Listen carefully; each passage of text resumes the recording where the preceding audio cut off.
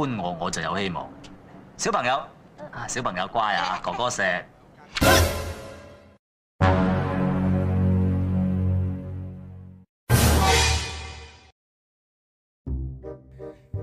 Oke, assalamualaikum. Bertemu lagi di channel ini, channel yang membahas film-film lucu dan film-film yang menarik untuk dibahas. Oke, pada kesempatan kali ini aku akan merangkum sebuah film yang berjudul Heilde Jutke. Film ini dirilis tahun 1994 dan film ini menceritakan tentang kisah hakim yang bernama Paul Lung-sing yang selalu berbuat jujur kepada semua pihak. Ia melakukan ini atas perintah ayahnya, namun halangan dan rintangan terus berdatangan. Dan selalu ada saja orang-orang jahat yang memprovokasinya untuk berbuat nista atau menjadi hakim yang korup. Dan seperti biasa, tanpa lama-lama kita langsung mulai aja. Seperti biasa, tanpa lama-lama kita langsung mulai aja alur ceritanya.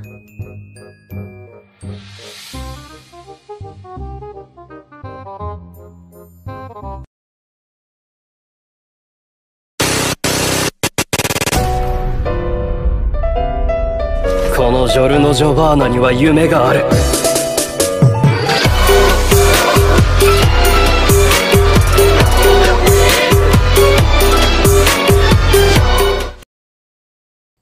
Pertama-tama kita diperlihatkan seorang anak dan ibu yang sedang melihat bulan purnama yang indah dari sekitar luar rumah. Dan ibu anak tersebut menyuruh sang anak untuk berdoa atau memohon sesuatu. Konon kata ibu anak tersebut, kalau kita berdoa di waktu melihat bulan yang indah, doa kita atau permohonan kita akan dikabulkan. Lalu scene berganti di lain waktu, di tempat persidangan.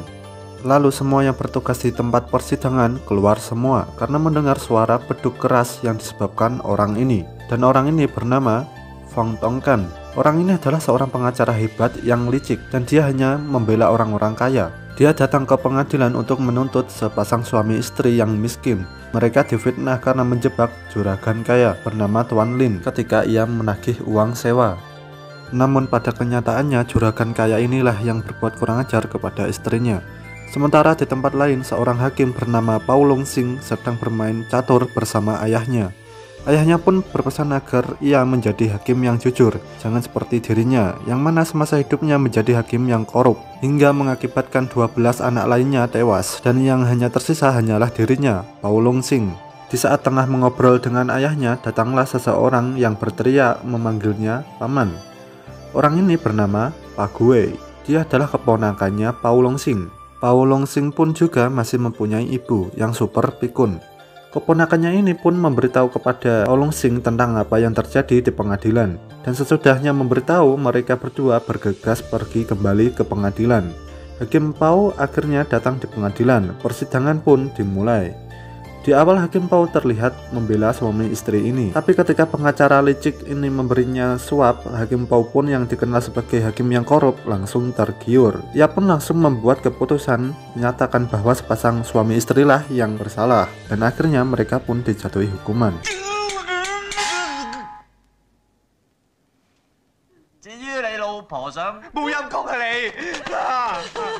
Setelah kejadian itu, Hakim Paul pun yang ingin keluar rumah untuk menghirup udara segar mendapatkan teror dari warga, sehingga ia kesulitan untuk keluar rumah. Hal itu dikarenakan ia telah menjadi seorang hakim yang tidak adil. Dan selang beberapa waktu, Hakim Paul pun akhirnya berhasil menghindari teror warga dengan cara menyamar memakai kumis palsu untuk mengecoh para warga. Dan dalam perjalanannya terlihatlah para warga mulai mengolok-olok dengan menggunakan namanya. Dan ada juga yang menceritakan bahwa ia hakim korup yang menjijikkan. Paul pun yang mendengarnya langsung bertanya kepada keponakannya apakah ia terlihat begitu.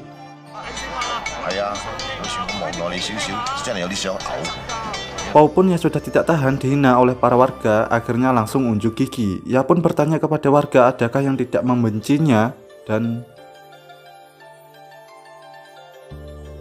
tak lama setelah itu warga pun kembali menyerang Paul. Paul yang bersembunyi dari kejaran warga masih penasaran, pasti masih ada yang menyukainya.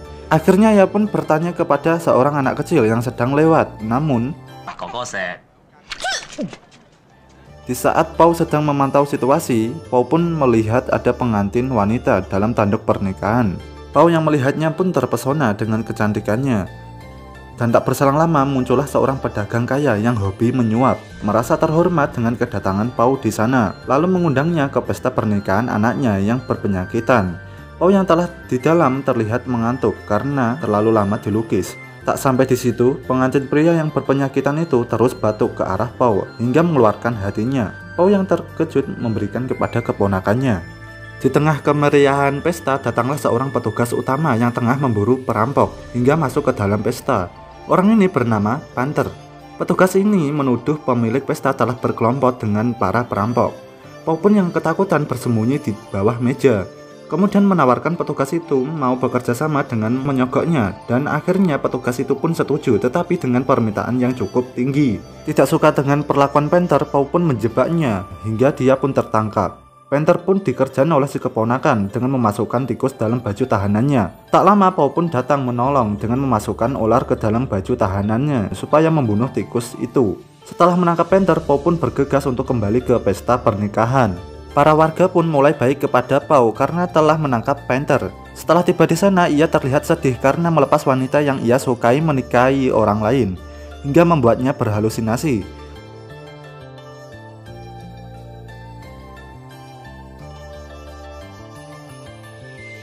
Suatu ketika di tempat kediaman pedagang kaya yang melangsungkan pesta pernikahan terjadi keributan. Terlihat seluruh anggota keluarga pedagang kaya pun telah tewas terbunuh. Yang tersisa hanyalah Nyonya Chi. Pau pun datang bersama anggota lainnya menangkap pelaku bernama Sangwo. Persidangan pun diadakan. Ketika itu Pau dan keponakannya pun merasa terkejut karena tersangka adalah putra dari komandan angkatan laut. Namun setelah ia melihat wajahnya Nyonya Chi, Pau pun bertekad untuk menjadi hakim yang jujur kali ini. Ia pun mulai mendengarkan kronologi kejadian. Ternyata pria itu membunuh 13 anggota keluarga Nyonya Chi secara brutal, serta telah membius Nyonya Chi hingga pingsan dan melecehkannya. Pau yang mendengar itu pun menjadi emosi. Semua saksi-saksi yang masih hidup pun mulai dipanggil. Terlihat seorang pelayan tengah memberikan kesaksiannya. Pernyataan dari saksi pun telah diterima. Sangwo dinyatakan bersalah dan diputuskan akan dihukum penggal setelah mengatopsi mayat-mayat tersebut.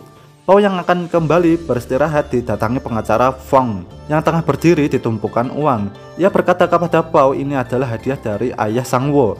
Uang tersebut diberikan agar Pau memperbolehkan nenek Sangwo yang sudah tua untuk bertemu dengannya. Ia pun bercerita bahwa keluarga Sangwo adalah kerabat dari kepala Kasim Li yang berkuasa di istana. Pau pun akhirnya mengizinkannya karena melihat kilau gemilang dari uang-uang itu. Ternyata yang datang mengunjungi Sangwo adalah ayahnya yang menyamar. Tujuan mereka berkumpul adalah untuk menyusun rencana keji dengan mengubah hitam menjadi putih yang tertuduh menjadi menuntut agar putranya dapat bisa terbebas dari hukuman. Keesokan harinya, Pau yang tengah tertidur cantik di atas uang peraknya dikejutkan dengan suara keras beduk pengadilan. Ia pun bergegas keluar. Ternyata tengah diadakan persidangan ulang atas kasusnya Nyonya Chi yang dipimpin oleh hakim bernama Chan. Ternyata Pau hanyalah hakim pengganti yang sementara waktu menggantikan Hakim Chan. Persidangan pun dimulai. Ahli forensik memberikan kesaksian bahwa di mayat-mayat tersebut ditemukan racun, yang mana ternyata semua itu telah dimanipulasi di malam mereka menyusun rencana busuknya. Dan akhirnya semua saksi yang sebelumnya membela Nyonya Chi pun akhirnya berbalik menuduhnya bersalah. Tidak sampai di sana, Sangwo juga mengatakan bahwa ia mengetahui hubungan terlarang antara Nyonya Chi dengan pelayannya. Maka dari itulah Nyonya Chi memfitnahnya.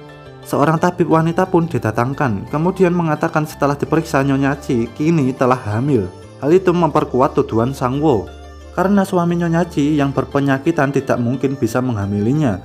Ditambah pelayan itu pun muncul mengakui bahwa ia adalah selingkuhan dari Nyonya Chi. Tak berselang lama pengacara licik pun datang untuk memfitnah Pau dan mengatakan Pau telah disuap Nyonya Chi untuk memfitnah Sangwo dan memanfaatkan uang perak yang telah ia berikan semalam. Hakim Pau pun akhirnya diberhentikan sementara dari masa jabatannya. Pau yang tidak terima berusaha membela Nyonya Chi, tetapi semua di luar wewenangnya. Nyonya Chi pun akhirnya dijatuhkan hukuman mati setelah musim gugur.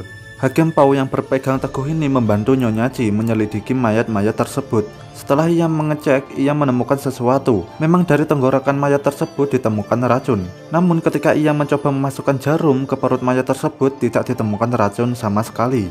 Ia tampak bahagia karena telah menemukan bukti. Tiba-tiba para penjaga pun ikut bersorak gembira bersamanya. Kemudian Pau pun dan keponakannya ditangkap. Di dalam penjara, Pau pun bertemu dengan Nyonya Chi. Di sini Nyonya Chi memberitahu Pau bahwa anak yang dikandungnya adalah anak dari suaminya.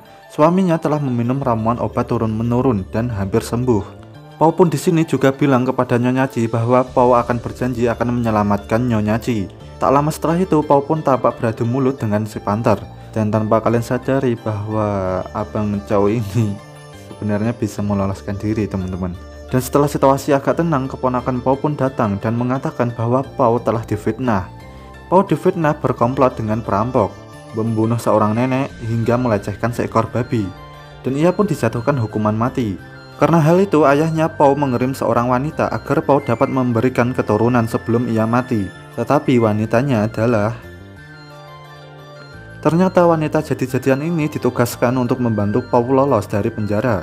Mengetahui Pau telah melarikan diri, Hakim Chan pun melepaskan Panther agar dapat memburu Pau. Pau yang telah kembali ke rumah mendapati ayahnya yang tengah sekarat. Di sini sang ayah memberikan pusaka turunan kepada Pau dari Hakim Kesohor dari masa lalu. Dan ibunya yang super pikun pun tidak mau kalah. Ia mengatakan ia akan memberikan pedang pusaka kerajaan, tetapi itu hanyalah... Ayahnya Pau di sini menyuruh Pau untuk pergi ke kota meminta bantuan kepada sekretaris pengadilan karena sekretaris pengadilan itu berhutang budi kepada ayahnya di masa lalu. Dan tak berselang lama ayahnya Pau pun meninggal. Akhirnya Pau pun dan keponakannya besoknya pergi ke kota. Dan saat tengah perjalanan ke kota, akhirnya Pau dan keponakannya ditemukan oleh Panther.